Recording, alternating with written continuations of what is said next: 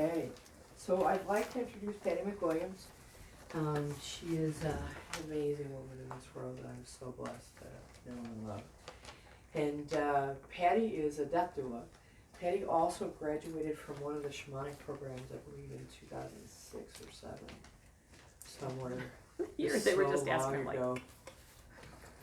somewhere So, around there. Yeah. So welcome and thank you for sharing your knowledge about death with us. Thank you. Well, thank you. Thanks for having me. Like Peg said, this is a sacred space, and I'm honored to be part of your circle. It's a wonderful, amazing journey in this program, and I'm glad to be able to be part of it and contribute in some way, because it will change your life forever and ever. I do have some handouts. I think they're nice to have ahead of time, just because you can just pass. There you go.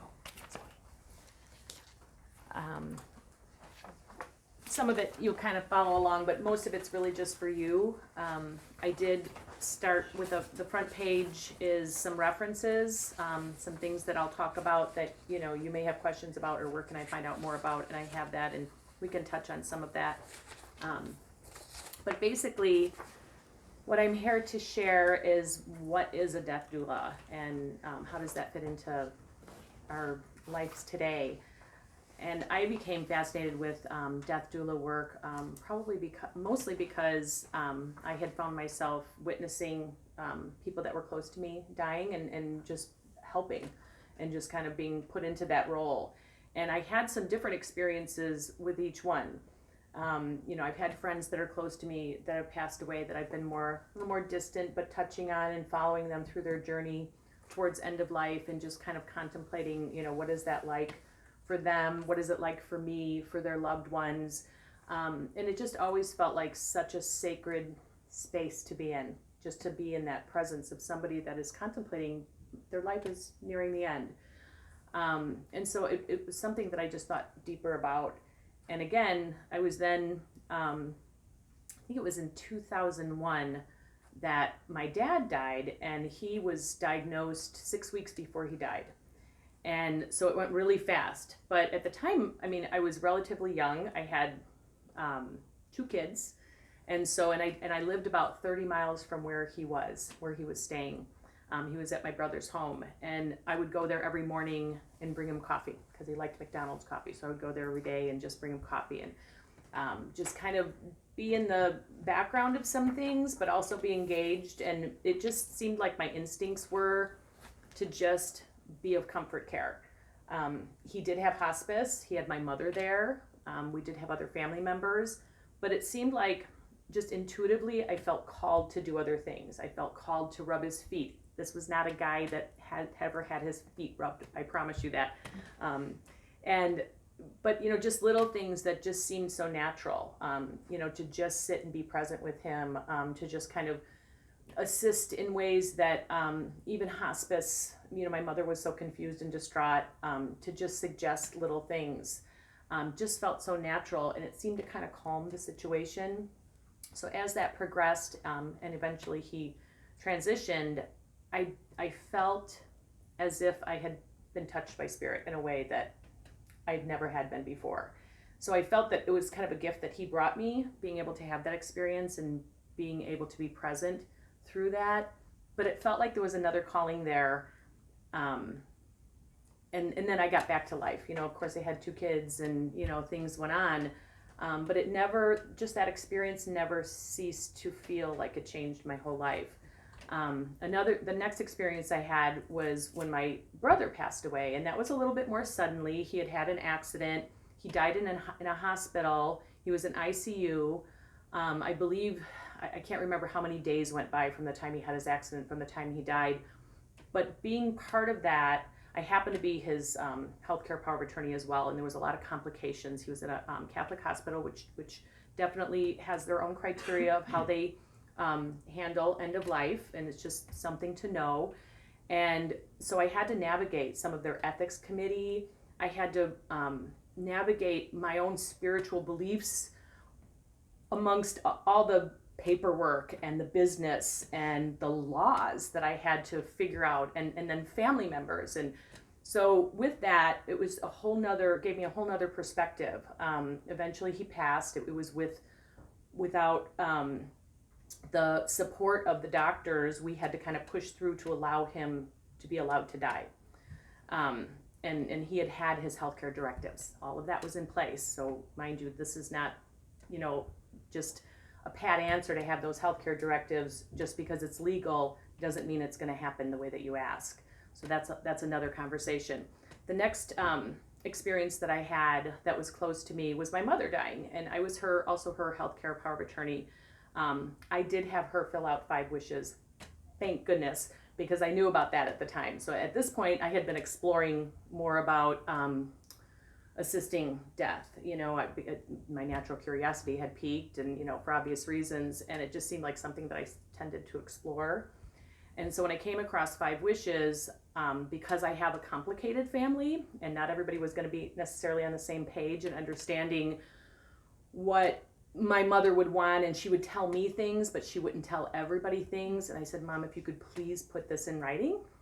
And we got that far. She thought a lot of it was pretty silly, because she just didn't care about it. A lot of things she was like, well, I don't care about that. I don't care about. I said, well, if you could just put down what your best wishes would be. And I made copies of that and gave it to everybody. They haven't gotten that yet, so okay. Give them just a little bit more about what that is. So 5 wishes is just, it adds on to your healthcare. It can be a healthcare power of attorney. States vary. Your laws in different states vary. But what it does is it enhances your healthcare directives. It gives a little bit more personal direction on what would you like. Would you like to be touched? Would you prefer not to be touched? Do you want soft music playing? Do you want rock and roll playing? That is personal to you, and there's no wrong answer, but people need to know that. And sometimes it changes, so you can fill out a 5 wishes and say, this is what I want, and you can change it again. It's not an end deal.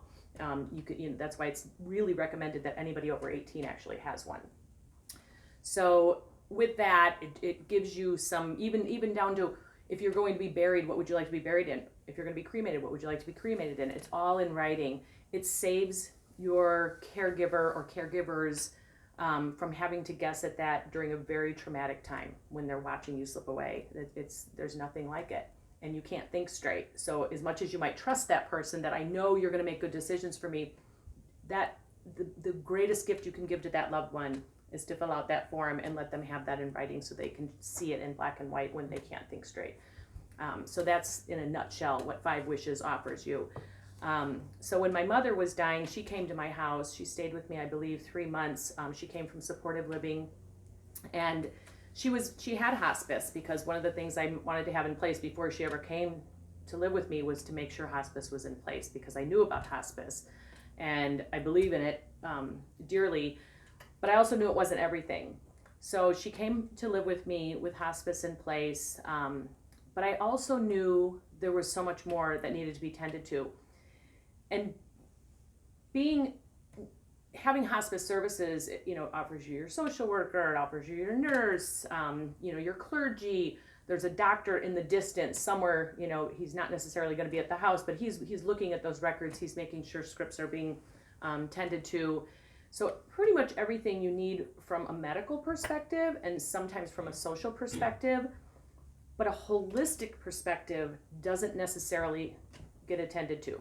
Hospice basically teaches the caregiver how to care for the loved one.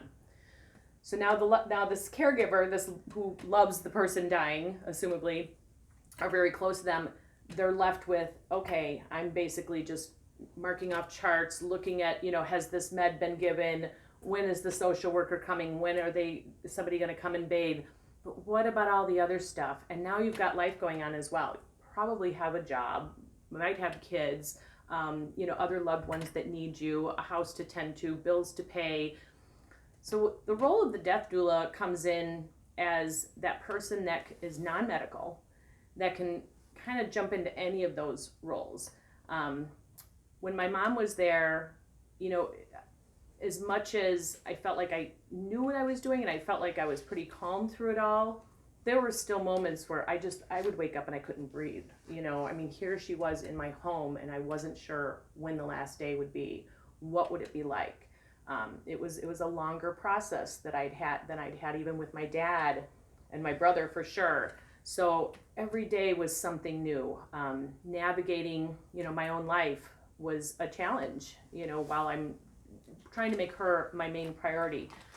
Some of the things that came to me naturally were just, things talents that I already had. I mean, I had already done some art therapy with cancer patients and done some intuitive painting workshops. So I thought, okay, well, we can paint. So some of those kind of things come into the role of a death doula as well. Whatever you bring into it is what it's going to look like.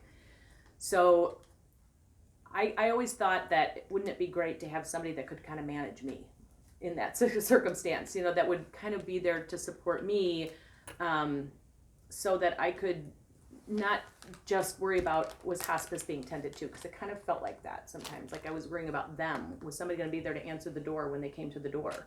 That has to happen, and my mother was all the way upstairs. So things like that, where I kind of just kept getting cued that there needs to be more, more support here.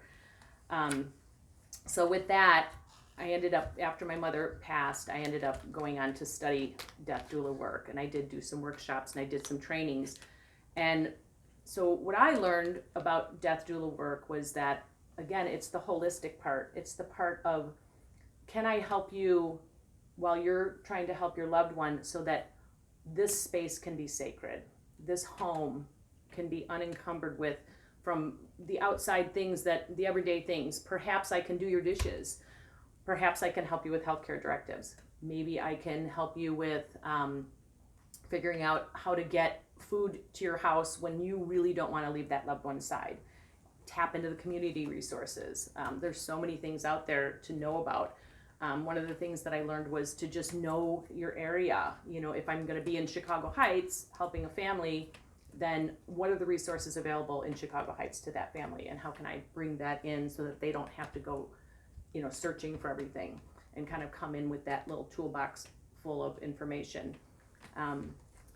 During the death process, the veils really are thin. People are coming and going in the home. It can be loved ones that come in, loud and excited and happy to be there, and then there can be people coming in that are really, really distraught and falling apart. So, loved ones have a hard time navigating and managing each other when they're all in the same painful situations. So can you imagine having somebody who's done this before that can just kind of hold space and watch and assist, and if somebody comes in, really loud, or, they're not understanding the current circumstances and something's going on in the other room, they can be there to meet them, to kind of help them understand this is what you're walking into. So it can be just that simple. It's kind of a social effect in that way. I feel like I should ask if there's a question at this point. Does anybody are you following? Okay. So for me, my experience, again, being in that space of, supporting somebody who is dying, there's so much organic surprises that come up. There's, we need to know what their wishes are. For example, we had, quiet music playing, but we also had, we made it country. That's what she wanted, was country music. So we had, who can make that playlist?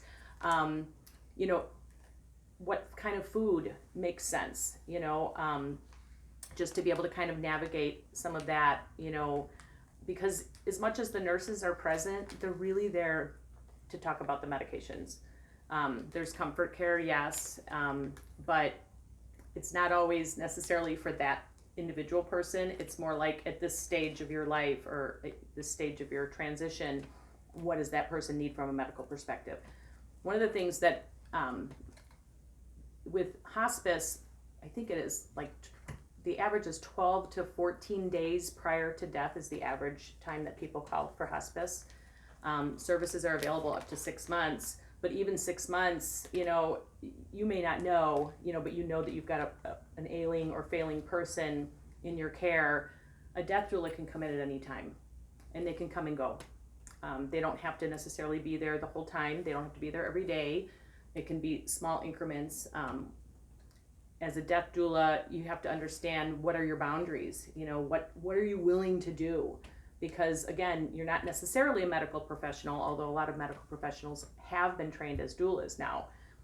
But, you know, are you willing to go into a home where somebody smokes? Are you willing to go into a home where there's dogs? Are you willing to do cleanup that might be uncomfortable? How comfortable are you with touching a person?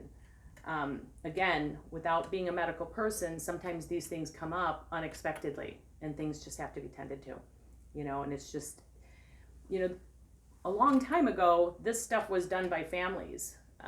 You know, we did take care of our dying, just like we took care of births at home. You know, we did all that stuff. It was just normal. Nobody was trained. It tended to be women, but that was just sort of the natural role of women at the time. But the only training was generally from grandmothers to mothers to children. And so we're kind of getting back to that. The medical profession basically is, I mean, we have so many life-saving, amazing progress in the medical communities now that I feel like the medical community has gotten so powerful in saving lives that we forgot about our dying. And where does that leave us when you have a dying person at home, and you know, everybody's done everything they can, and then they say there's nothing more we can do? You know, that's a terrifying time, and not everybody wants to make that hospice call, and hospice isn't necessarily enough anyways. So getting back to, I feel like the, you know, death and dying, the end of life care is going back into the communities. It's going back into the families. Our aging population is exploding. There's more and more and more of the aging population. I think it's 1 in 4 people in the next 10 years will be 80, or be living to 80, and they'll be 65 and they'll be living to 80. So that leaves us 15 years of what do we do from there if somebody needs help? You know, I mean, there's a lot of people that are living on their own that are over 65, 70 years old that may be perfectly able-bodied, but it takes one fall, one illness, and suddenly they need help, you know, and that could last for many, many years. So, you know, there's different things that death doula is kind of what rolls off my tongue, but there's end-of-life care, there's end-of-life midwifery. I mean, there's different ways to title this. Sometimes it just turns into, I'm caring for my neighbor because they're home alone and they can't get out. You know, that all kind of can come into play. But we're going to need more and more in the community that can step in and be there for people, because the medical profession is not going to do it. It's just not going to happen. It's not in their training. It's not in their expectations. There's a certain fee that needs to be paid for, you know, a certain amount of time that you spend with a patient. You know, our insurances are just not covering this kind of stuff. And I don't necessarily see that changing, you know, anytime soon, if it ever does. So I feel like it's going back to the community. Death doulas can be pro bono. They can charge a certain flat fee. If you say, I'm going to spend, you know, I'll be spending these next 2 months with you, this is my flat fee. You can say on a daily basis, this is my fee. So that's kind of how they support themselves. But in other ways, there's a lot of death doulas that are kind of tag teaming with other doulas.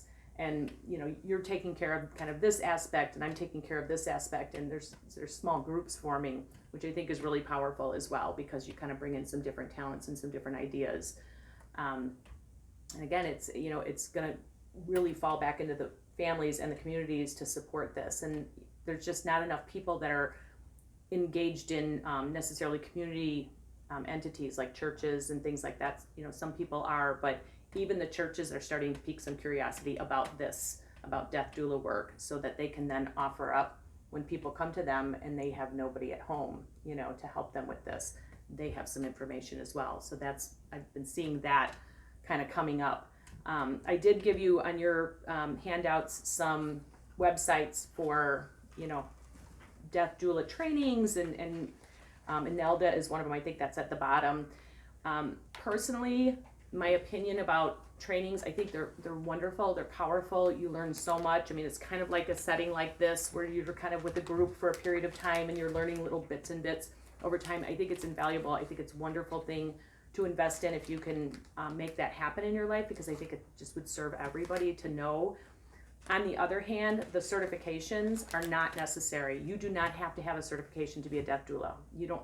There's no laws. There's no restraints on it. You can study, you can learn, you can grow, you can work with a few other people and kind of create a study group yourself, and you can be an end-of-life doula, a death doula, a midwife. Again, there's no laws or anything. So I think that part is just really important to understand, because you can spend a lot of money on that stuff and then, there's nothing that's saying this is your pay scale or this gives you a right. You can do it. You can do it with a neighbor. You can do it with a loved one, or, a friend of a friend. It's absolutely fine. This is what we're going back to, is where we used to be. It just, things got, once the medical profession kind of stepped in, and the funeral area, they came into such power, during the Civil War, just because of embalming, because of the need, because of the high death rates. Home funerals. I mean, that's another part of this, is, exploring that, going back to being able to have your loved one at home and saying goodbye and taking your time. There's an amazing movie on there that I referenced that's just absolutely awesome. And it's actually was written, produced, and directed by a death doula, and it was about her brother's end of life, and it's absolutely beautiful. So, and green burial, I mean, that's another, kind of area of this that can be explored. Just getting things kind of back to the grassroots of being at home and saving money, frankly. It's expensive to die. If we get ourselves into the system, it can be so expensive, and it doesn't have to be. And there are no laws saying you cannot have your loved one at home. There's no danger in having your loved one who passed away at home for a day or 2 or 3. There's no danger. I mean, there's like 1 or 2 diseases, I think, that are potential. I think one's Ebola and the other one might be AIDS. I'm not sure. But for the most part, it's perfectly safe to have a dead body at home. So that's just like another layer of this to be explored, that I really believe in, that, as a community, we can start empowering ourselves with taking control of our own deaths and that of our loved ones. I think Isn't there some states that you don't have to be involved as well? I don't think you have to be involved in any states. I don't think that's no, you don't have to be involved. There's some states that have a little bit more tighter rules. I think Illinois is one. I know Indiana is one. As far as transporting the body, you have to have a funeral home just to transport the body. Say a loved one dies at a hospital and you want to bring that loved one home. You can do that. You do have to ask for a funeral director to sign off the death certificate and transport the body. That's only in a few states. I want to say 5 or 6. Illinois and Indiana happen to be 2 of them. But there's a lot of states where you don't. You can put your loved one into the back of a car and transport them to a green burial site. So this is all stuff to kind of investigate and research, but it's pretty amazing what is possible. Death doulas have been trained to some degree in how to preserve a body at home. I also trained in home funeral, so I learned how to take care of a body after death and so on. But there's some beautiful traditions in just caring for a body, even if it's just for a few hours. I kept my mother at home for I don't know how many hours, but I told hospice right away, don't ask me to move her when she's gone, because she's staying here with me for a while. And they said okay. And so once all they did was make a call to the doctor and said she's gone. The nurse was able to, once the nurse got there, they were able to sign her as dead, basically. And I took care of her. My sister and I washed her body. We took care of her. We covered her with flowers. We sat with her. Gave time for my sister-in-law to get there, my husband to get home. It gave us time for whoever wanted to be there to get there and spend some time and say goodbye. That closure is so important, to be able to see and witness that person in that state of departure it's beautiful closure. actually psychologically it's very healing. You know, it kind of prepares you for grieving in a way that you may not if unfortunately if your loved one dies and you never get to see them. That can have a whole nother level of trauma, and I'll let Donna touch on that later. But you know, all of these things kind of come with having that assistance. That doula can help with that information, can prepare a family. Sometimes we're afraid to ask. You know, you walk into a funeral home and you're afraid to ask some of these questions. You know, I was empowered by this. You know, when my mom died, I was able to walk into a funeral home and just say, "So can I bring in a casket if I want to?" Because I might want to make one, you know, and they answered all that, but I wasn't afraid to ask that. You know, we have so many rights that we have no idea. When we just turn our rights over or our interest over, you know, to funeral directors, not that they're bad people in any way, they do their job. That's what they know how to do. They know how to make this happen in a way that they've been trained to make it happen. But to be able to take that back and, you know, have that closure in the way that, you know, is fulfilling and nurturing to you, and that you know your loved one would really, really want. You know, my mom, I asked her what she wanted to be buried in, and she happened to have a monkey t-shirt on at the time, which was monkey mine from my old studio, and she just went, "I don't know, what about this?" She really didn't care. So we ended up burying her in a Betty Boop t-shirt, which was her favorite, was Betty Boop.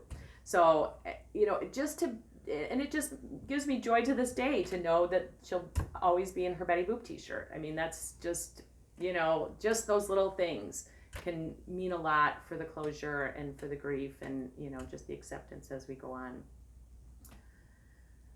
Anything I missed? So would you talk a little bit more about the last day with your mom and that process of washing her and putting the flowers on her and what that did for you, and how that you watched kind of like your presence and the things that you did to protect her energy towards the end, and how that assisted in her crossing and all. If you just touch on a little bit of that. Yeah.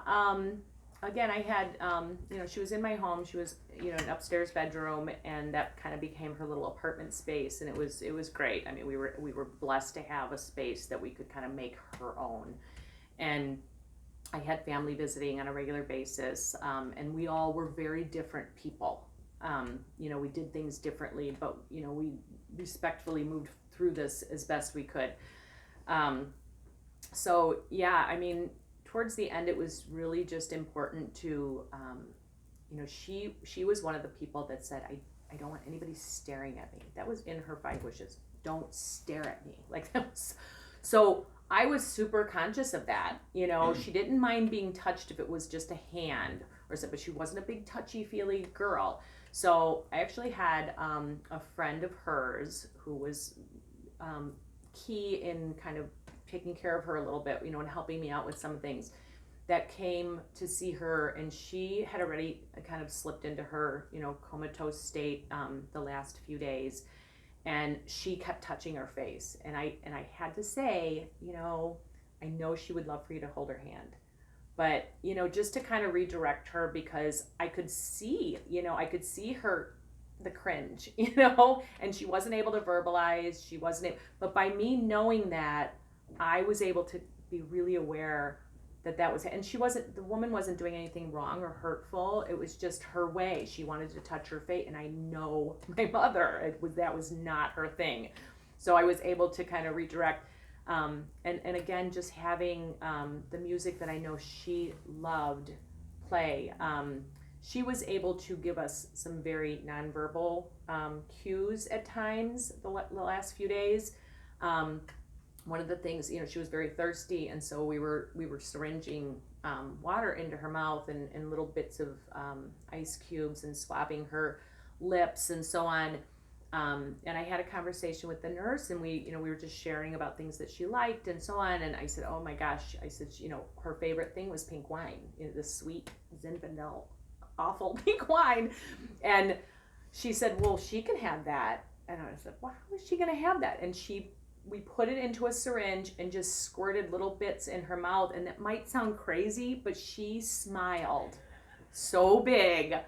I mean, it was just, you know, it's something this is what we think of, just these little things that we can do to create joy. And I mean, those are things that I'll never forget, just those little moments. We tried to keep things really quiet in the sense that, not that we didn't want to have rules in the sense that, one person at a time come in, but if somebody needed some time alone with her, we created that, that opportunity for them to be able, so there was, we had a little area outside the room where people could sit and visit with each other and comfort each other and talk to each other and share. But then if somebody wanted to come in and out, it was kind of a quiet, so it wasn't startling. We were trying to, I have a sister who's very physical and very, not in an unloving way, but kind of abrupt. She would want to squeeze my mom really hard. And, and I was able to remind her that, that is perfectly fine, hug mom. But if we want to help her to let go, because at that time we were just trying to just help her to release, we want to do a little less aggressive touching, maybe no touching at all. This is just coming again from somewhat of a shamanic perspective. Just knowing that we can keep people here, and it may not be in their best interest. So that's just kind of something that's nice to explore, whether as a death doula or with a death doula or somebody that can kind of help, to remind, because when we're losing someone, we're in a bit of a panic. As much as we want them to have their release and have their peace, we really want them to stay. That's what it boils down to, is we don't want to lose them. It's really tough to say goodbye. It's really tough to allow that to happen. So instinctually, we're survivors, so we want that, and so we give them that energy at times. So we just kind of let things get quieter and quieter and quieter over time. And at the very last day, I think we had a nursing assistant there. I actually managed to get hospice 24 hours a day for the last several days, and I don't know, I feel like I have a way of talking to people into getting things that I need to get done with medical, because it was just, it was really tough. It was really tough. There were a lot of physical things happening that really, it was just really hard to navigate, myself. And so I was able to, hospice will leave somebody in your home for 24 hours. Different hospices are different. Really important to investigate what are they willing to do if needed at the very end. And this hospice, I knew that was an option with them, and so I had a nursing assistant in the home. She was just out in the living room. She was great. I mean, the hospice was great in the sense that they kind of stayed partially removed at the very end and just let the family kind of handle whatever, and they just stepped in where needed. And my sister and I were, we stepped out of the room and spent some time in the waiting area, and that's when my mom left. And it didn't surprise me a bit that she would wait until we got away, because she had a certain element of privacy about her, her whole life. She was born in 1929, so you can imagine how she had grown up. I mean, the messages were different. It was do things in private. That's another thing to understand, is what generation are you working with, especially with what I'll call the elderly at this point, people, in their 80s and 90s. That's a very different generation. It's really important to ask permission if they need help, to help them. Can I help you with this? Being able to be there and help my mom to the bathroom was a big deal at first for her. Towards the end, she didn't care. But at first, it was really a big deal. She was the mom, and she was the caregiver. And for her to allow me to do that for her, I had to really walk through that with her very slowly and gently, and kind of take her cues, what she was comfortable with. And so we worked it out together over time. So there's just a lot of little nuances that I think, by having a death doula, or perhaps by being a death doula, you can start to kind of gain some of that sensitivity and pick up on things that a family member might struggle with. Not everybody is going to be able to slow down and really just take in each moment as it comes. They're going to want to fix it on some level, make people more comfortable, take away as much pain as possible. And it's not always possible. Sometimes we just have to be present for it. and hold space during it and pray, you know, and just be there and just be present and allow the process to happen, because we just can't control it all. So again, you know, being a death doula, coming into a family, being able to remind a family that might not otherwise have those skills. I mean, you're all going to have so many skills even just after getting done with this program. But just if you haven't had like a lot of people in your life die, or anybody that you've actually been able to be there with during that time of transition, how do you know what that looks like? How do you know what to even remotely expect?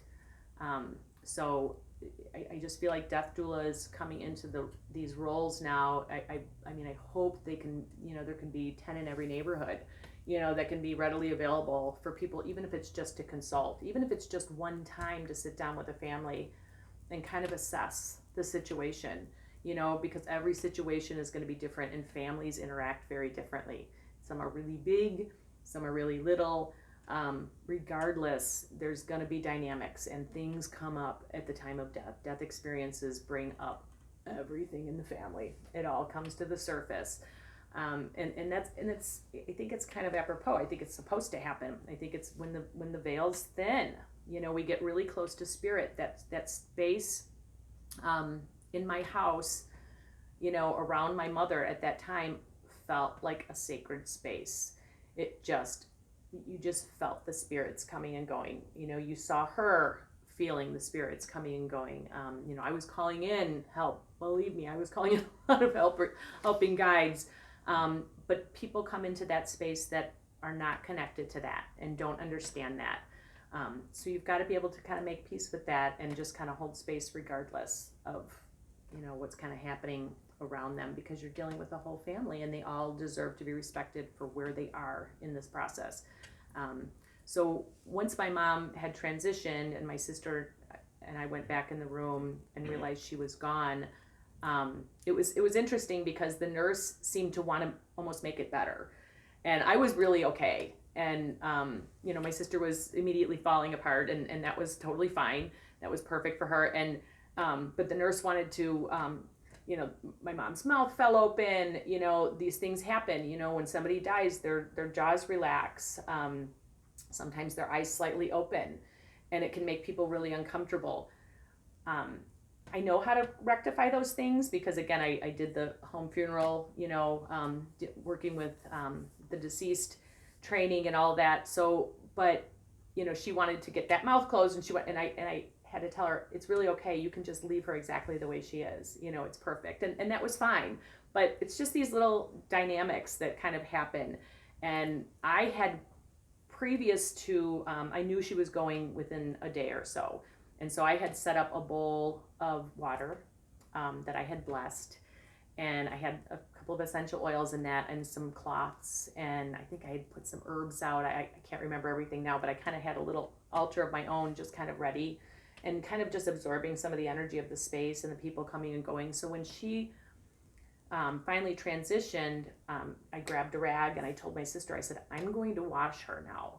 And I didn't know how my sister would feel about that. You know, she doesn't necessarily speak the same language as me. And she said, okay. And I said, if you'd like to help, that would be great. And so she grabbed a cloth and she just immediately, which I mean, it gives me chills to this day, because the love was there, and she knew that was the right thing to do. And so we washed her, and her fingernails,